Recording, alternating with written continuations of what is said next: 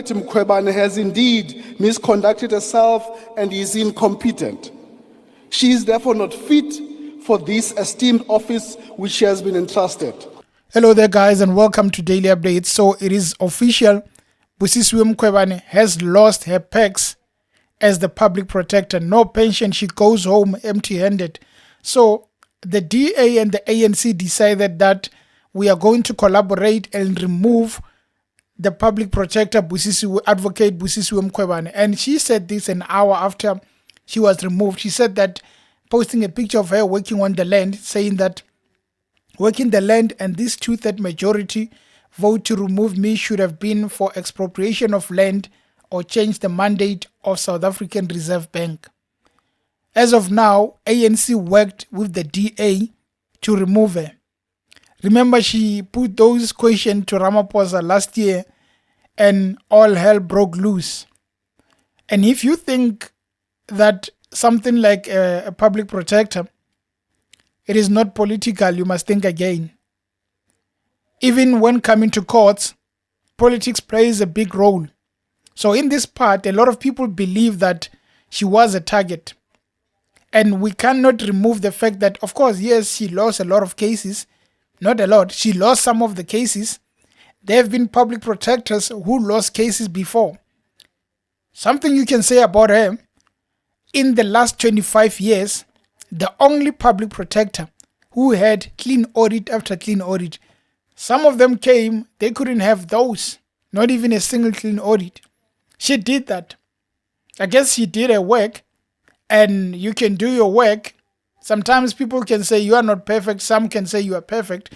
There are two sides to the story. And everyone has their own opinion about a person. But when you look at this thing that Mkhwebane has just lost a pension fund, it has to be concerning. It really has to be concerning, because if indeed the ANC and the DA decided to work together and say that not only are we removing her, mind you, she is the first to be removed in that manner. Not only are we removing her, she's going home empty-handed. And we cannot say she went there and never worked. She did a job. She made sure that people get justice as the public protector. There are people who say that, well, she was the weakest. You can't argue with people on their opinion. You let them put their opinion together, put them forward.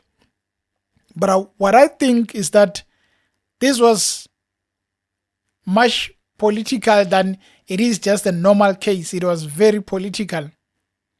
And when you come towards a situation where you know that you are a public protector, you want to target a certain part, you must be very careful, because some of these parts you are targeting are very strong.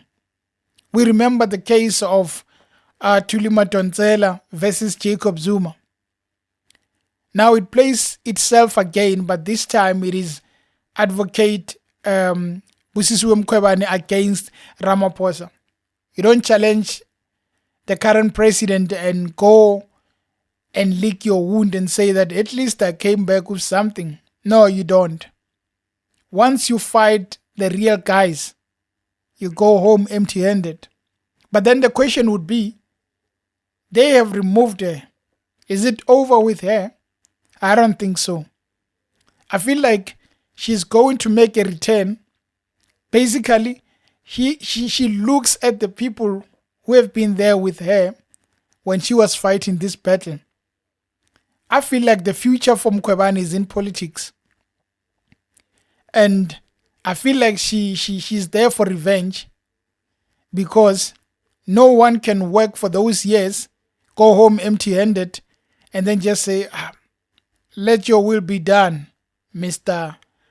CR17. Let your will be done. She can't just do it. She cannot just let it go like that. I feel like there will be a return in terms of politics. And I'm looking at maybe supporting Vuyo Zungula, the ATM, or making a shocking move towards the EFF and saying that, well, I'm joining the EFF. Since, well, they made it about politics, let me join politics and be part of them, and then let's see who wins. Because at this moment, it must be hurting for her.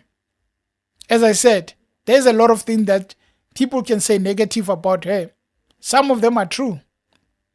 Some of the things, well, you can just say, well, she failed on this and this.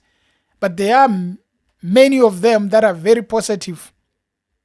And the positive ones, the ANC and the DA were not willing to listen to any of that. Not even that part where they can just feel sympathy for her and just say, you know what, her term is about to end anyway. Let her just go with the perks. Let her just go with the pension. At least he can go home and say, I can maintain my life.